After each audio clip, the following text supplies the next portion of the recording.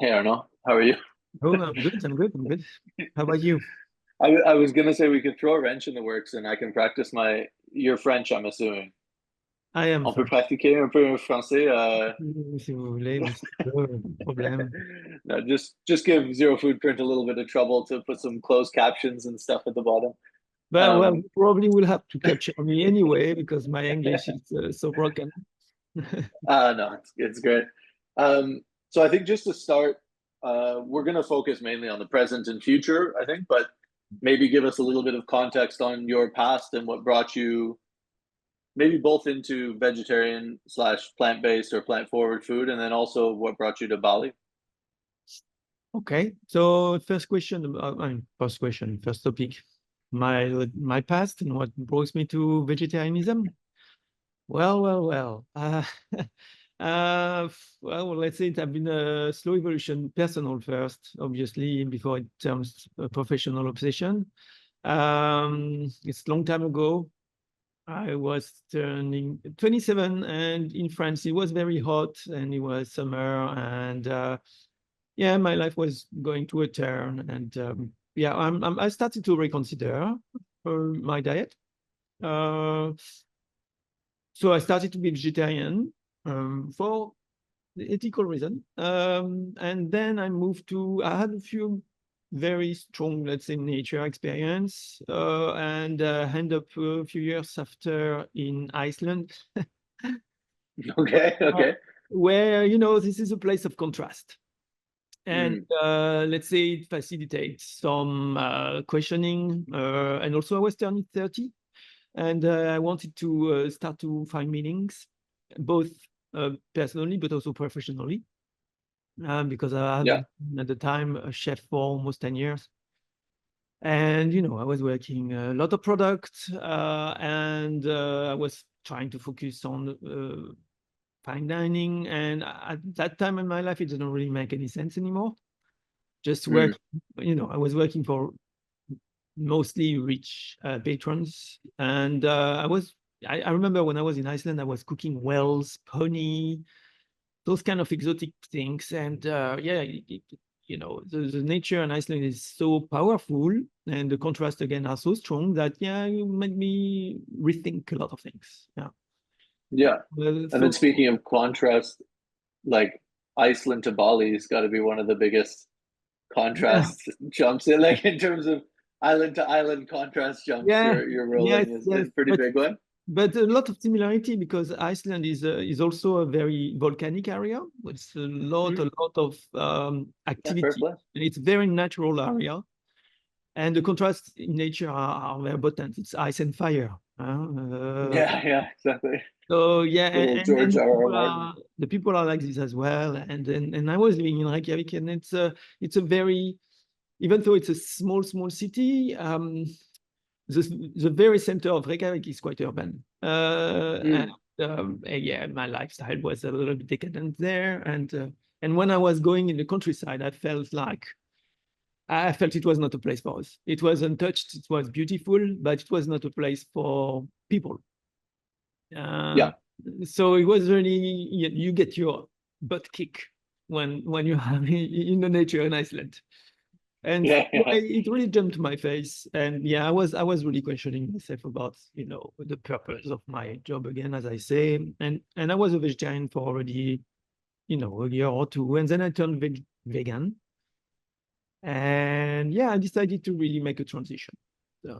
Yeah, Mm, toward vegan, but professionalism as well. So yeah, that's how okay. it started. Yeah. Yeah. And then what brings you to Bali from there? So you're in Iceland, you've decided to become a vegan, you've had sort of a life-changing or a life rearrangement of your ethics and ideas. And then how Mhm. do we get from one polar opposite place in the world Well, to long struggle. Professional struggle, very long. Yeah. Because I mean, this is 20, yeah, so 18 years ago. Mm, I'm now 48 years old. And so I basically just, my vision was to become, so yeah, I realized that the states of vegetarian restaurants around the world were just crap. I have to say, Yeah. mainly not good. Mainly people that were passionate, but not really chefs. Yeah, not professional. Non-professional with a strong passion. Very often they will exist within a small community of customers. But overall it was not professional at all. So I thought, oh wow, there is really something to do, because I grew up in a place where vegetables have a strong part of the menu, and they are they are cared of. So I thought, okay, I'm going to put my focus on that, and try to focus on my career, on trying to maybe make things better. So, and at the point, at the time, I didn't really understand in which boat I was going to jump in. But so I thought I tried to find some fine dining restaurant, or restaurant that wanted to refine a little bit the plant-based. But again, it's 18 years ago, so that was not so many. Yeah, no, I was a vegetarian at that time, and I can echo the sentiment that I was not eating at a level that I was hoping would exist. Exactly. So yeah, You always have to feel like you're making an effort, which is not fair. Yeah. Which is not fair. And so it basically just drove me from a place to another. Just try to find each time a place that will give me the opportunity to learn. But very, very, very quickly, I had to learn by myself, because there was no place. And there was a need for chefs, for people who were a little professional. So my first thing was to go to San Francisco, because there was a healthy, long-standing bunch of restaurants that. Yeah. But it happened in very few places in the world, and San Francisco was one of them. So it took me a year to be able to have a visa and to find a place. But I went there, and I stayed there for 1.5 years. I worked. I'm the only Europeans ever working in places like Millennium or Greens, who are like very, very strong entities in the vegetarian let's say world in the States. So I worked there, and then when I came back in Europe, I had a friend I went back to the north again, Norway, and helped there, and in the vegan cafe, and then pushed a little bit my way. And after Norway, I went back to England, where there was also a restaurant that wanted to push. But the thing is, each time those restaurants, after 2 years, they will be closing. Yeah. Just because it's too difficult, and it's too difficult, and you don't survive with 0.1% of the population. And so, it was always a bit of a startup, and always a struggle. And so, but I learned each time a little bit, owning my skills, and still with a strong focus on what will be my food. I had a vision, but how do I get there? How do I get chefs on board? How do I keep them? How do I motivate them? How do I please the guests that are vegetarian, but also non-vegetarian? That's the most important. So after Norway, I went to England. After England, I went back to Scandinavia. In Denmark, I stayed a few years. Struggle as well in Copenhagen. And then from there, I got connected to Bali and jumped into a company called 5 Elements that were really healthy. And it was within a wellness center. So that was really making sense. There was a synergy there. And so at the point, I thought, oh, this is clever. This is where I think there is something, a bit of stability for me. They were doing things very well as well. And another, fine. So I jumped in the boat, came to Bali for a project in Hong Kong. And after 6 months in Bali, I went to Hong Kong, and I stayed working for this company for 6 years. Okay. Yeah, and we had many openings and a few closing, and only COVID killed us. And I had some contact in Bali, so when I wanted to open a restaurant at the time, because I thought this is the next step for me. and I couldn't do it in Hong Kong. It was too complicated at the time. But I had contact in Bali, and one of them was the owners of Locavore group. Yeah. That were having a big project during, I mean, they worked on a big project during the pandemic, and they were about to open, and they had a couple of more years of lease on their historical location. And it went straight to me and say, Arnaud, are you interested to take over? Yeah, right. Yeah, so do you want to take over Locavore, which is for the last 10 years the best restaurant in Indonesia? And yeah, just small shoes to fill, no big deal. Exactly, and I thought, wow, come on.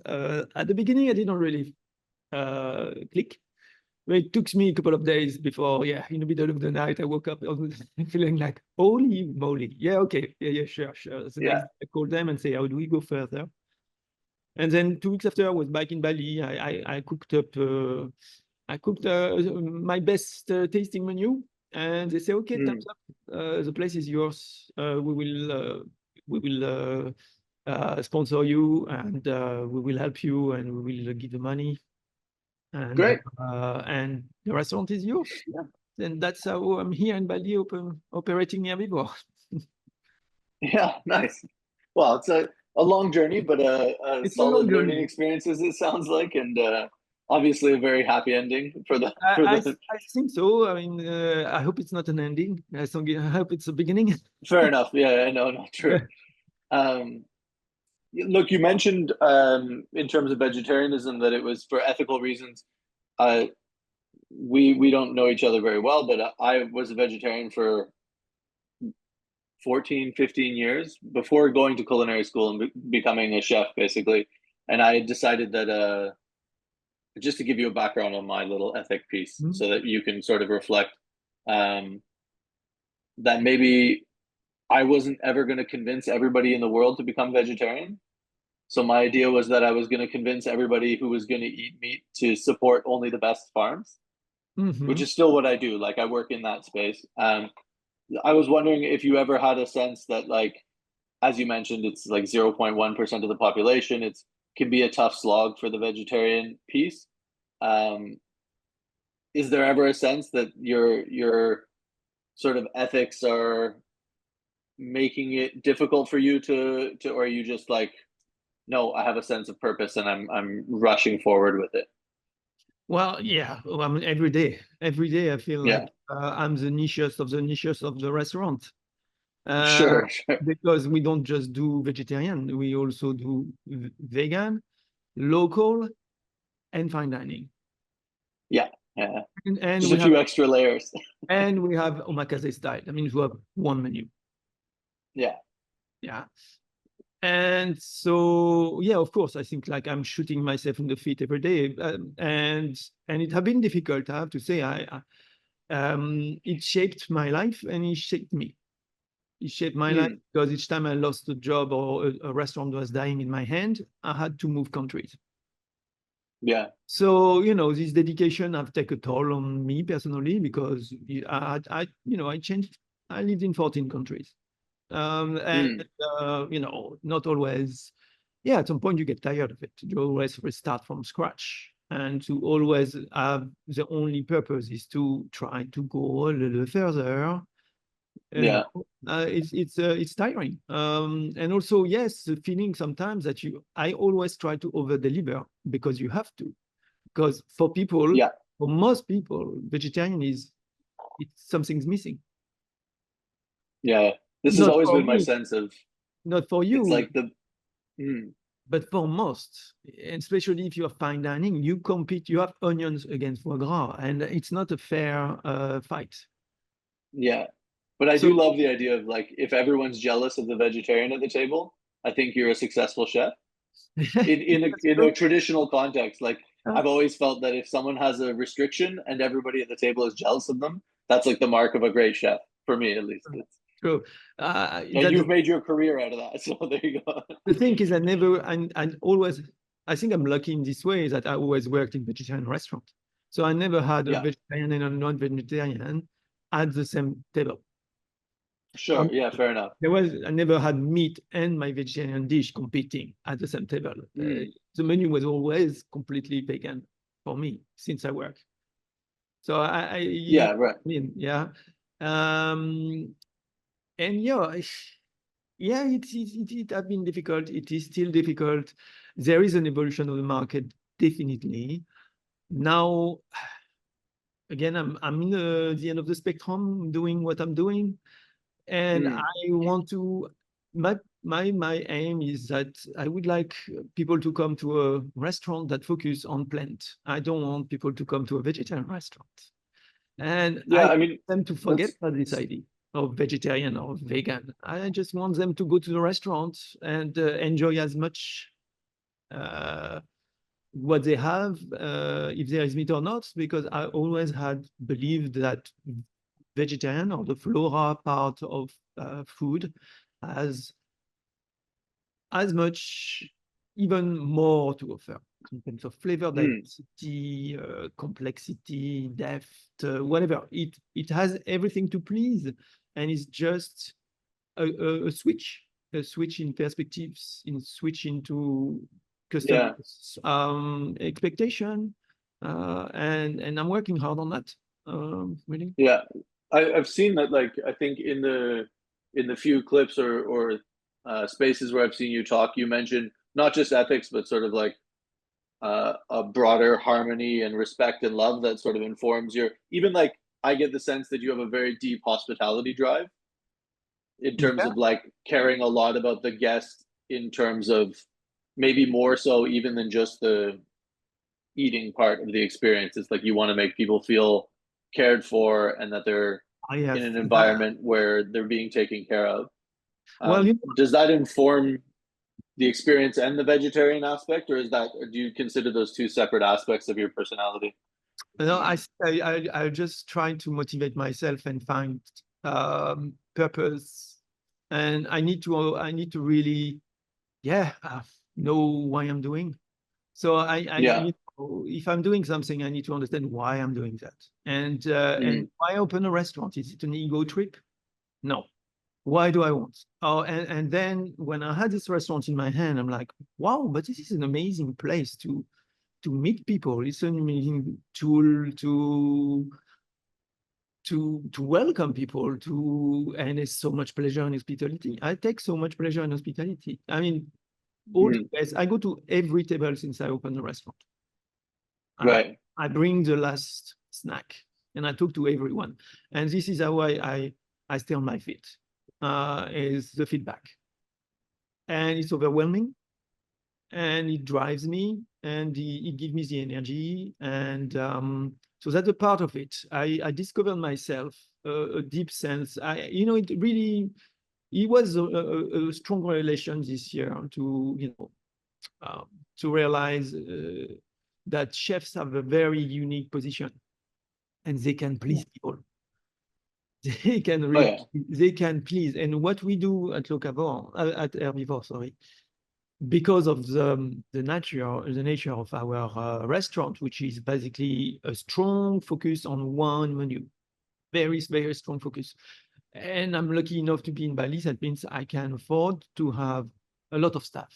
That means I can really, really deep into details. I was about to ask about that. With the staff, are you feeling like, so there's the guest layer, which is your interaction with the guests to sort of bring, your version of vegetarian Bali or vegan Bali to them in a sense of sort of harmony and ethic. Do you find that it is as important or is percolating in the same way for the staff as well? Like when you have such a big staff? Yeah. So there is a few things. This restaurant, you probably don't know about it, but it's basically all open. So it's open kitchen and an open bar. So we have a long bar, and part of the bar is Bay Street department where you have all the dessert going, and the other side of the bar is all the drinks. And the guests can sit at the bar, so they can see the chefs. They are like the chefs are 40 centimeters away from them. And for the kitchen, it's about the same. So we have this very, we're lucky to have this. And I always say, for me, I always try to have an open kitchen. It's not for the chefs to be seen, but for the chef to see the guest. Which is a very different idea, because I worked in places where you are in the basement, you never see the customers. The only thing that you see from the guest, the only relationship you have with the guest is a ticket. It's very impersonal. It's very brutal. It's broken fundamentally. No love for a ticket. Yeah. You know, when the guests arrive, all the staff say welcome, and we have eye contact. And then we don't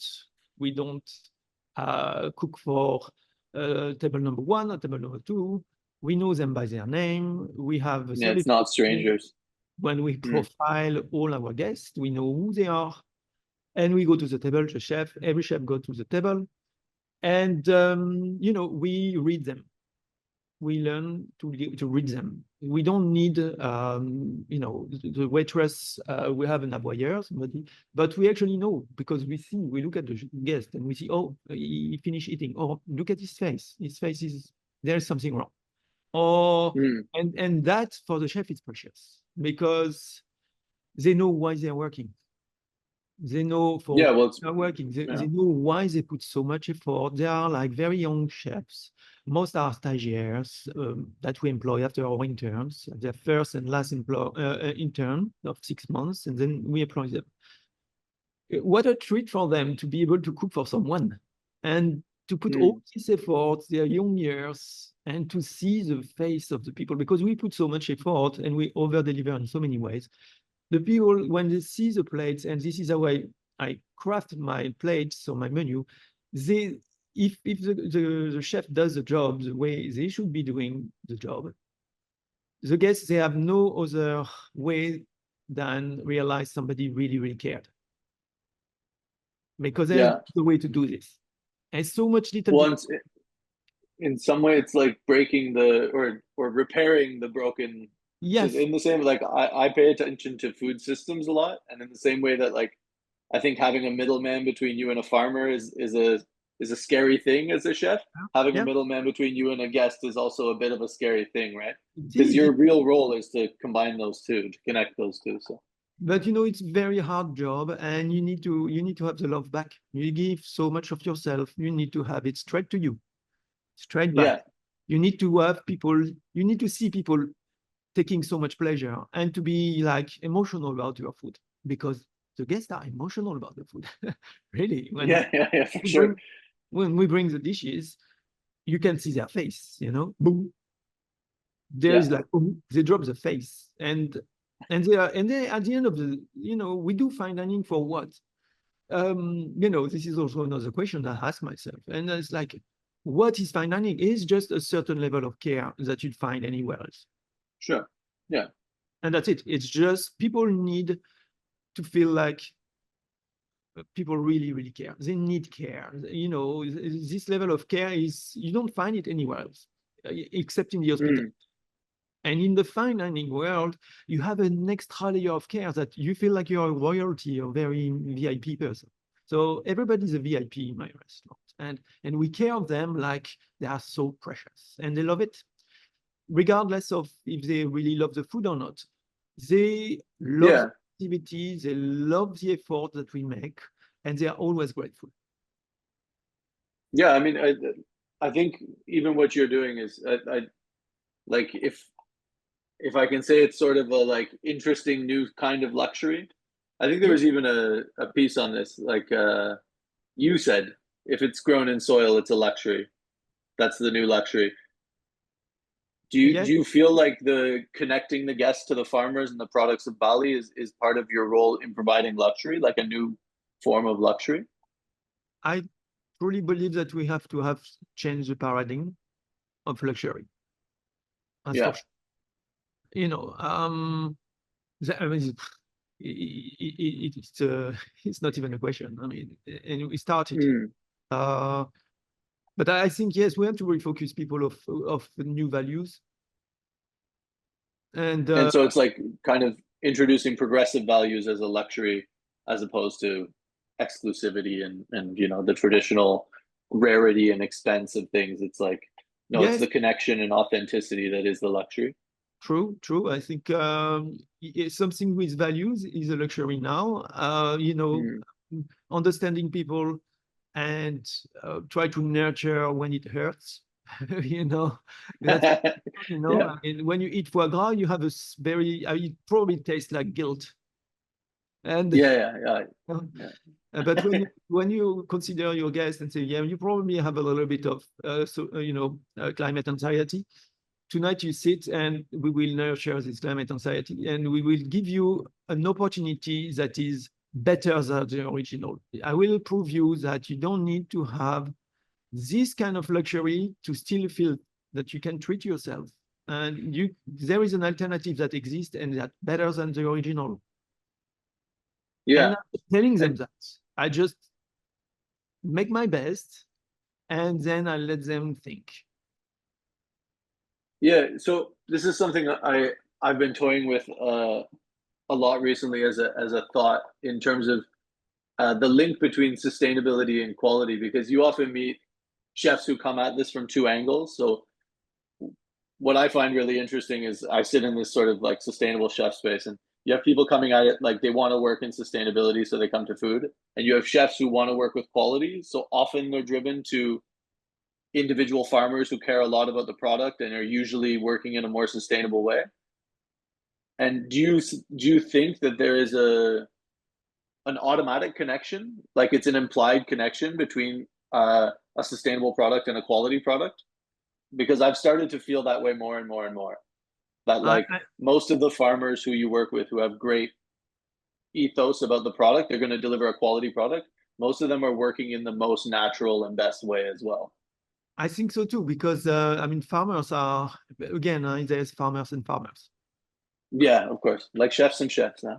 Yeah, I mean, there is Yeah. farmers that are on the industrial side of things, and Mm. they will, they look at rendement and productivity, and but I think if there is one thing is that they all understand soil, and Yeah. they all understand that that change is needed. So there is some that has a sense of, let's say, they project themselves, and some who are more like instant profit, I believe. Yeah. And I don't blame the second one, because people have their own pressure, and when you are in a system where you have to pay the bank, you have to pay the bank. And I know the Yeah, farm, it's a it's a difficult one. It's probably the hardest one. Uh, you know, it's a tricky one, and they have to feed the planet. So and we are in the transition, and again, I think as a chef, I don't feed the planet. mm, I'm just maybe proposing an alternative and make people think. yeah. And maybe Yeah, well now, that was one of the points I thought of when you mentioned, so values as a luxury is great, but actually we need to democratize. Like it needs to become not a luxury, right? It needs to become available for everybody in some sense to have really good values. but for me, this And is do you one of see the, like a excuse me. route to that? Sorry, no, it's fine. Do you see like a route to that in I the don't know, but what I think is, you need visionaries, you need pioneers, mm, just to experiment.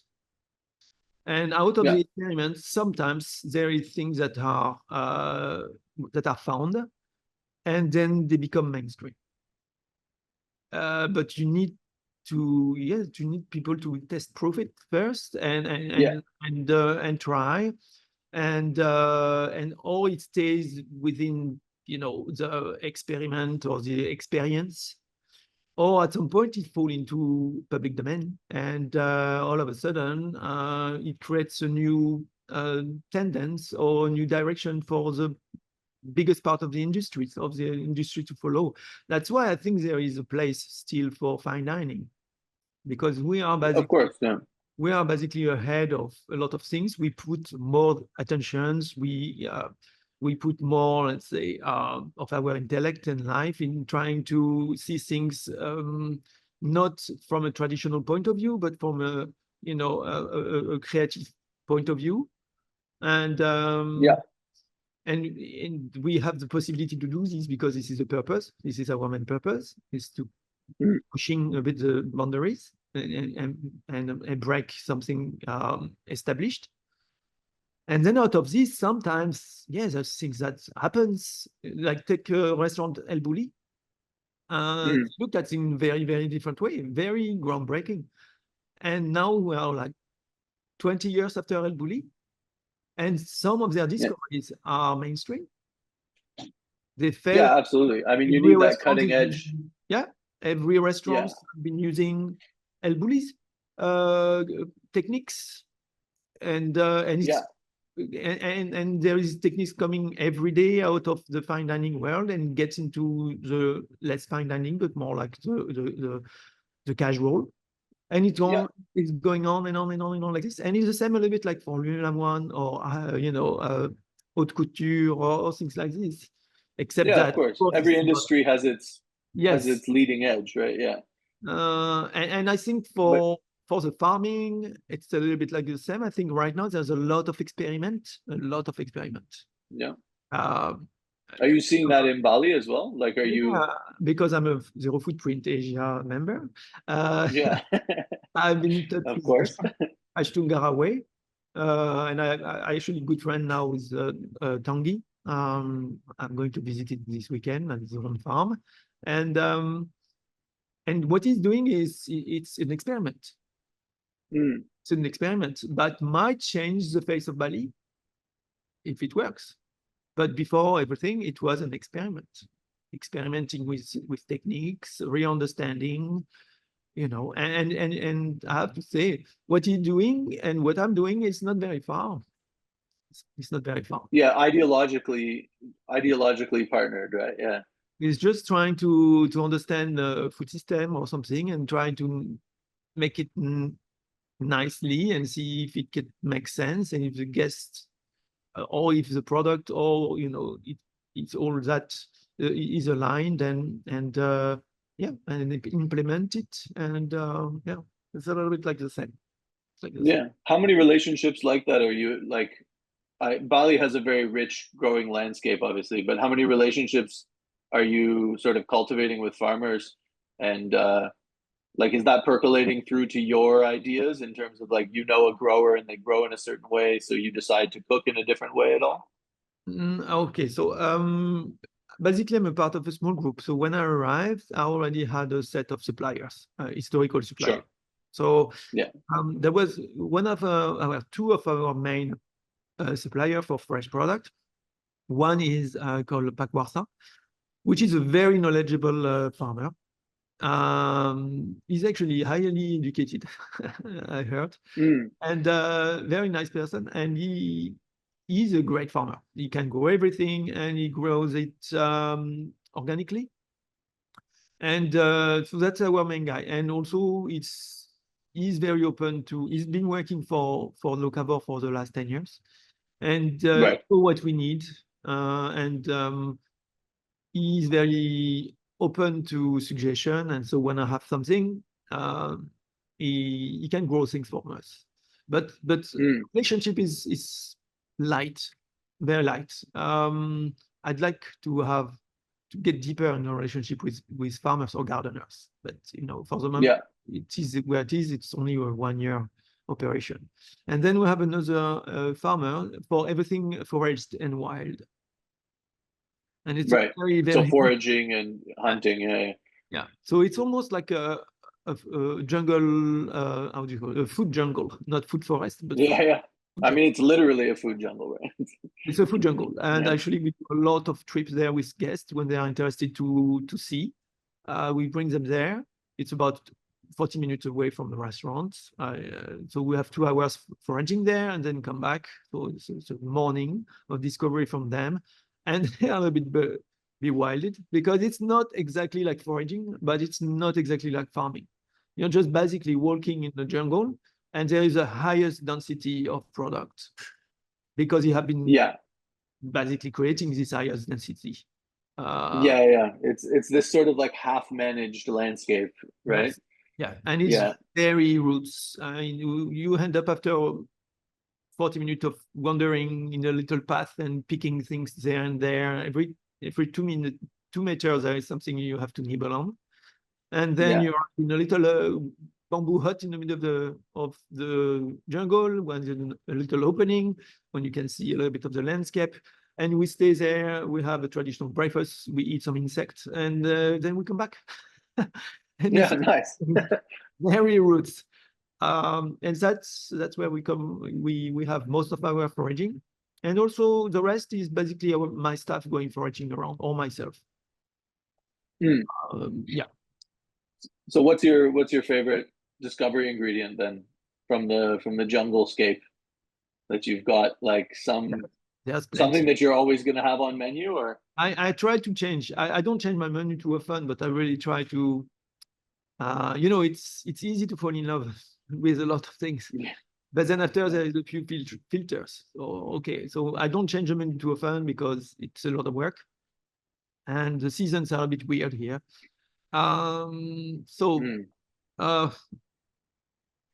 First things first, I need to have a menu that can provide enough, that can be foraged enough, or that I can rely on for at least 6 months every day. So that's already a big cut. Yeah, that's a big doorway to get through. Yeah, because sometimes you're in the jungle, you taste that, oh, amazing. Yeah, but no. Yeah, there's 3 of them in this whole jungle. Exactly. I see my sous chef becoming a bit white, like pale, and he nods and he say, no, chef, no. Okay. So that I learned. And so otherwise, of course, there is amazing product here, and this is why I'm so lucky. It's just yesterday I had a chef from Monaco, very talented chef, and he said, "Oh, your food amazing." I say, hey, put that in perspective, please. We have amazing product here. We have vegetarians. Fruits are having very strong personalities. We have a lot of things that are just mind-blowing, really. And so my job is to play. My first job is to be a curator, is to get to know those products and selection them, and feel like, wow, that really I want to have it on my menu. And then is to create cheese. Just to I know. find this hilarious balance with sourcing, where sometimes it's like when you find a great ingredient, your job as a chef is just to get the fuck out of the way a lot of the time. Like, okay, just give it to people as easily as possible. It's amazing. Don't worry about it. Like, it's perfect. So for me, that's it. After the cuisine is product oriented, so how do I make this shine? That's it. So I can provide a strong experience of the product to the guests, because I know this product is going to blow people's mind, because it blew mine, and I'm a foreigner.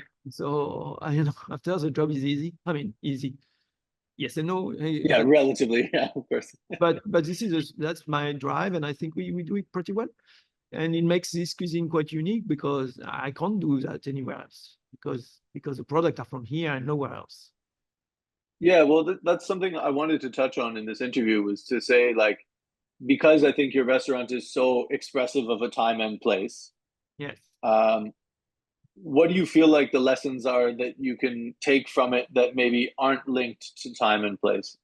So things that other restaurants around the world could find useful in terms of whatever it is, sourcing, or how to treat vegetables, or whatever it might be that you feel is separable from that layer of being so expressive of Bali, and of being so expressive of right now in the world of fine dining vegetarian.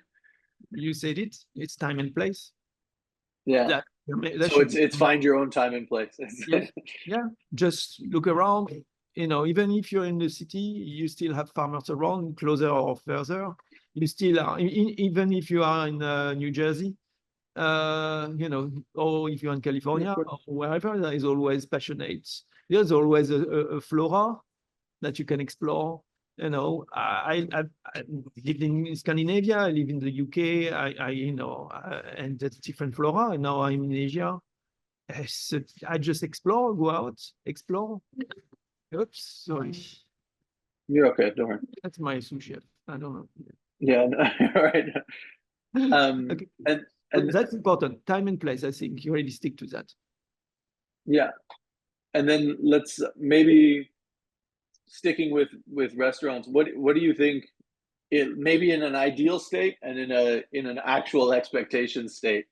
Um, what sort of the future of food and restaurants might look like. So in an ideal state, uh, what it can look like and what you actually expect.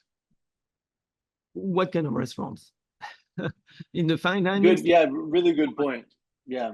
I always have this thing when people ask about restaurants in general. I go like, we're not playing the same game, all of us, it's Yeah, it's a lot yes. different. But Scene is very wide. It's ever evaluating. It seems like people eat out more and more. There's an evolution in takeaway as well. yeah, takeaway is crazy. Takeaway is a big thing. People eat, cook less and less because of, I don't know, I think real estate pressure and, people don't have a space to cook at home. Yeah, They don't have a kitchen, maybe. I mean, I lived in Hong Kong. A lot of apartments has no kitchen, so they have no choice yeah, to eat out. And so that means that you have a restaurant scene that provides daily meals for cheap. So there is this, there is a third party doing your food. So I think I found it sad because obviously, you need 2 generations for the skills to be lost. yeah. If your parents. Well, yeah, for fine dining, I feel like it's actually a bit extra scary because this may be unique to me, but I've noticed that the sort of gourmand, the diner who really knows what's going on, is getting rarer and rarer. Maybe Yeah. you might have a different experience with this, but like the diner who really knows what great food is doesn't even necessarily have to be like obsessed with luxury products, etc., but like actually understands food Culture. rather than just does. Yeah, exactly. Yeah. I, And I think there is an evolution towards this. It's a cultural experience, and it's not catered for everyone. I mean, I work with Locavore Next, NXT, which is for me very much like a cultural experience. It's like the MoMA of restaurants. You need to understand. nice. It's not just you go there, you eat. It is an experience in terms of culinary exploration. Of course, you have stimulated by your taste, but before all, it's an intellectual experience, it's cultural experience. You need to know what's happening. You need to have somebody explaining you. It's a little bit like modern art. Yeah, you need perspective. Yeah, you definitely need somebody to shoot the work for you and to explain you why this dish is special and why blah blah blah blah blah blah, and then it becomes very conceptual. And I try to not go towards this aspect because I still, it's not a critique. no, Wonderful. I understand. Yeah. And I do it wonderfully, but I'm not at this level of experience.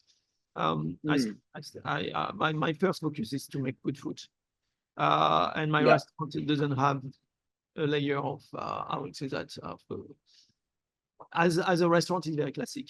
You close the door, you have tables and chairs. It's not an experience in itself. So yeah, I think there is going to be still restaurants because people still like it, and there will be chefs with skills. For the fine dining things, I think the product, the luxury, like I say, the paradigm will change, and as I say, it's also, and you picked that on last interview. Yeah, I think at some point, a vegetable that grows on soil will become a luxury. Like organic ingredients is now a luxury, and the diversity will become a luxury because there is going to be homogenization of products. Instead of being tasted 30 types of apples, very soon there's going to be 5 types of apples. And you go in a restaurant to taste the different types of apple. that have been grown by Yeah. farmers that does these things for a certain price. So I think that will rely on craftsmanship, the love of craftsmanship, and the craftsmanship will come with a price because it will become luxury. Yeah. It's going Yeah, to I mean, be already fast approaching, right? yeah, there will be, that's like always, there's going to be a growing mass consumption with uniformization of the product for the mass. And then there's going to be some small niche markets. And the product that we were thinking as being not niche or not luxury will become luxury. Do you see that like that's because of sort of climate change putting food production at risk and the issues surrounding that, or do you think that's just the natural progression of our current sort of restaurant framework? Not both, I think. I mean, all that is yeah, restaurants adapt to their environment.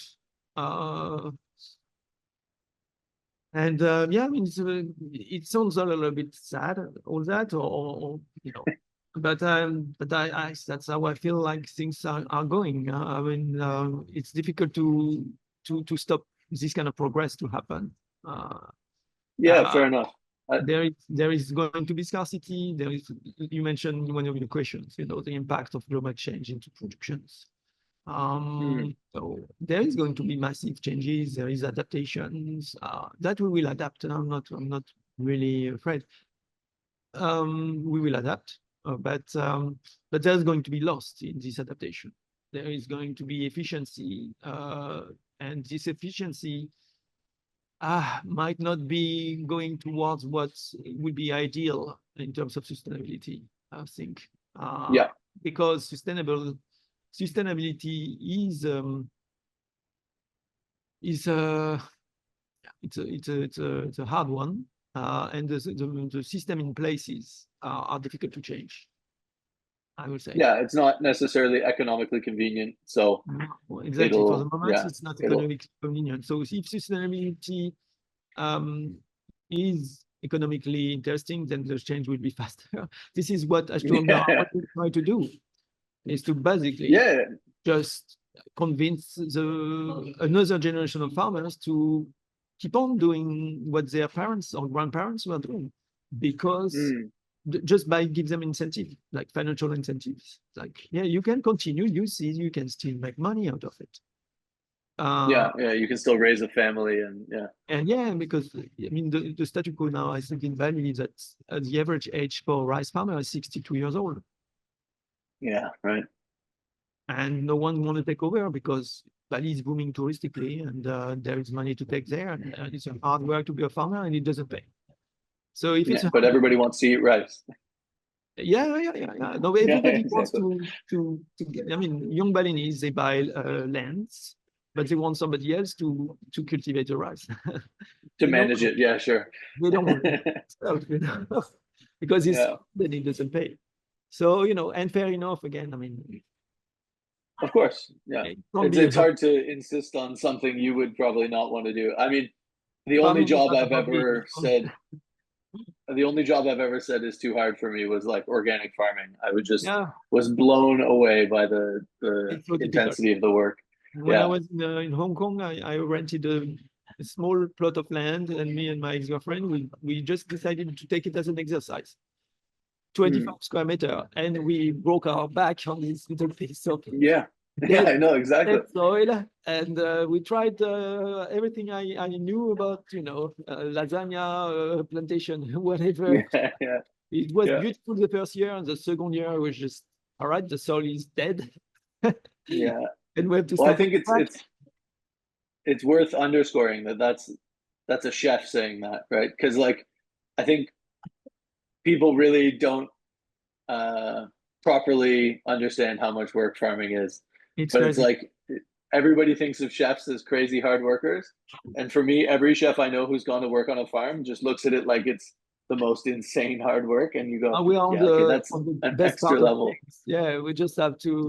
Sometimes we go in the garden to harvest or for the picture, you know. Yeah, yeah, exactly. On Instagram. But That's it. but sort of speaking of the artisans as you were before, and this increase in the value on artisans, it seems like you guys tend to do pop-ups and collaborations Yeah. instead of with other chefs, often with sort of artisans or designers or like even producers of ingredients like tempeh and things like that. Is that a conscious effort that you've been Um, like, oh, we want to work with these people? yeah. Because again, I mean, Locavore group works with only local artisans, Yeah. and so it was nice. It's always nice and to be able to identify people you want to work with them and collaborate, and to not just stick to your own industry, but find artists and have a collaboration around the art you want to put on your, I love Yeah, of course. to do that. I really love it to do that. It opened me, different perspectives. I tend to be a monomaniac, so when I can have a discussion on something else, I'm happy. And so yeah, Yeah. with Black and Gang was just one of those small printing studio, and we did some very nice thing together. And then tempeh, because we needed tempeh, so we have this little passionate young guy, and got introduced to me, and we created our own tempeh. And then we decided, why don't we do a workshop together? Oh yeah, it's okay. And this way I learned, and I share my toy, and I invite people to be part of it, and it brings some oxygen for myself, for the team. It's nice. It's very nice. It's Yeah, a just, little bit of a different energy. yes, exactly. And we do the same thing every day. It can be a little bit sometimes boring. So Yeah. to have something a bit different, and to have new people, and to also change perspective. It's important to have people to see people's Yeah, perspective on what you're doing, because there is of only course. And so other people new guys to realize things. yeah, and new sources for inspiration and all sorts of stuff. I love cross industry collaborations with food. I think they're very important. And I'm new to that, and because I have been quite singled out all my career because of what I'm doing, and also I'm a little bit of a caveman, so just focusing on my thing, and just so now I'm really happy to have, everybody's a bit like my home, and I like to exert my hospitality, and also it's a bit like a toy, so I like to share my toy because I take more yeah, pleasure. It's just my pleasure is multiplied, and that's it. And yeah. I'm proud Well, about. speaking of, I mean, your pleasure just turned one, Yes, so congratulations, right? thank you so much. Do you have any sort of big plans or visions for the future that you want to Yeah, get up so to, share? well, I think Herbivore for me it's step one. We are in the middle of the woods. I'm dreaming about a Herbivore in the middle of a farm. Right. Yeah, I So really do the that. Yeah. See, yeah. so here I know, in Bali, the rental agreements and the bail are a little bit tricky. So whenever we rent out of let's say the possibility to run these little places, I would love to have, if we have a bit of attention at the time, if there is a momentum with our restaurants, if we feel like this is clever, I would love to be able to have Herbivore within a productive farm or a massive garden. I want to Yeah. collaborate with gardener. I want gardener to tell me what I'm putting on my plate. Full stop. Yeah. That's it. I want Yeah. to Yeah. go there. It's a hard one, but I want to go there. That's the only way for me. That makes sense. And I know my creativity and the pleasure I will take as a chef will be multiplied. It will be a lot more complicated also, I think. But I will adjust. I will adjust because this is the way to go.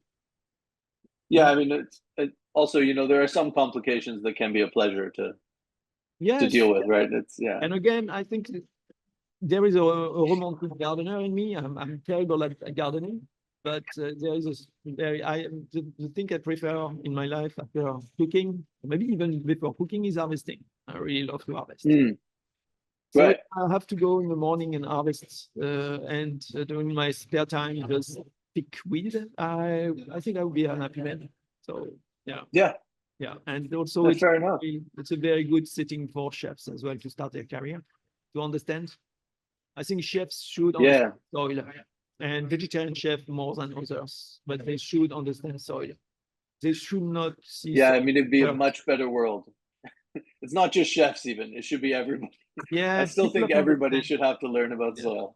A few years ago, I read this book called, what's the name of this book? Our Plundered Planet. Maybe you heard about this. It's been written in 1948 by a guy called Fairfield Osborne. And it's a bit dystopian, but basically the guy was looking at civilization and the fail of civilization because of basically them exhausting the topsoil. Yeah. And the topsoil going to the sea. And we are there. And so I think people have to stop looking at soil as dirt, but as, gold. And and that's regenerative farming, and that's chefs. If they understand soil, and if they understand farmers, they will be better chefs, I think. Much better chefs. Yeah, I completely agree. I think that's also a lovely point to finish on. If you're happy with that, like, I'm happy with that. Is a lovely little message. But yeah, thank you very much for today. I really appreciate the time. Thank you. Look forward. I'll get down to Bali at some point and come see you. Yeah, you should, and please be my guest then. Yeah, I would love to. It'd be a great pleasure. And but yeah, thank you very much, and couldn't agree more that chefs need to turn an eye towards soil. Is they need to put their hand in the soil. Yeah, not in the dirt, in the soil. Yeah, absolutely. Wicked. Thank you very much again, Arnaud. My pleasure. Thank you so much.